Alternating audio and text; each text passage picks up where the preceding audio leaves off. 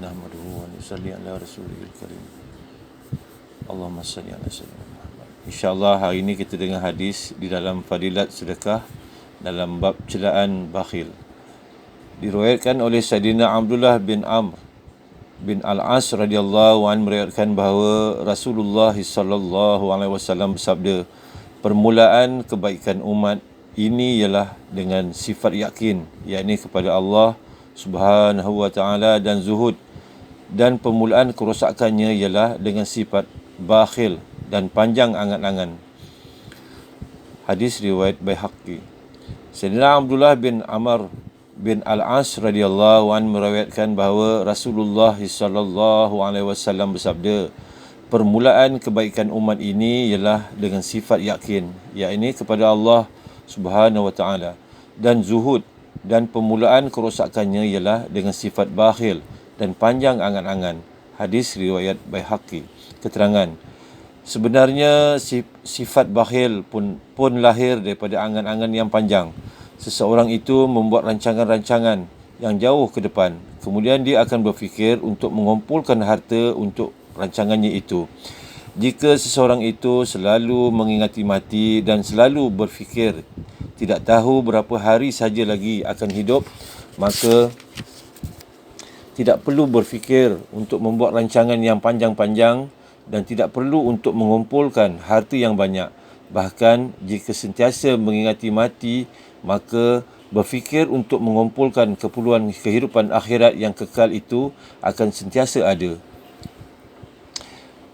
Hadis ke-14 diriwayatkan oleh Sayyidina Abu Hurairah radhiyallahu anhu meriwayatkan bahawa pada satu ketika Nabi SAW telah pergi berjumpa Sayyidina Bilal radhiyallahu anhu, sedangkan pada masa itu di sisi beliau ada satu timbunan buah tamar. Lalu baginda SAW bersabda, apakah ini wahai Bilal? Beliau menjawab, sesuatu yang saya simpan untuk keperluan besok. Lantaran itu baginda SAW bersabda, apakah kamu tidak takut bahawa kerana simpanan kamu itu besok pada hari kiamat kamu akan lihat asap api neraka? Infakkanlah wahai Bilal, jangan kamu bimbang pengurangan daripada Tuhan yang memiliki arasy. Hadis riwayat Baihaqi. Keterangan, setiap orang yang menghadapi ehwal dan keadaan tersendiri, bagi orang seumpama kita yang lemah iman dan lemah keyakinan adalah dibenarkan di sisi syarak untuk menyimpan sesuatu bagi keperluan yang akan datang. Namun keadaan yang layak bagi Sayyidina Bilal radhiyallahu an, seorang sahabat yang hebat dan mempunyai iman yang yakin yang sempurna, ialah beliau tidak sedikit pun harus bimbang dan syak akan apa-apa bentuk pengurangan daripada pemberian Allah SWT. Kenyataan akan hilang, akan lihat asap api neraka tidaklah semestinya membawa maksud bahawa orang itu akan masuk neraka. Namun sesuatu yang pasti ialah sedemikian yang lebih rendah daripada darjatnya daripada orang yang tidak nampak asap api neraka pun, dan sekurang-kurangnya penghisaban orang sedemikian pasti lebih lama.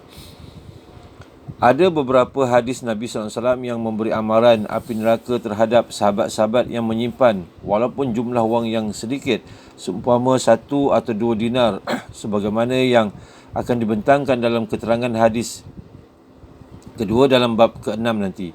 Penghisaban sememangnya akan dihadapi oleh setiap orang. Sebanyak mana harta bertambah, maka sebanyak itulah penghisaban akan menjadi lebih panjang.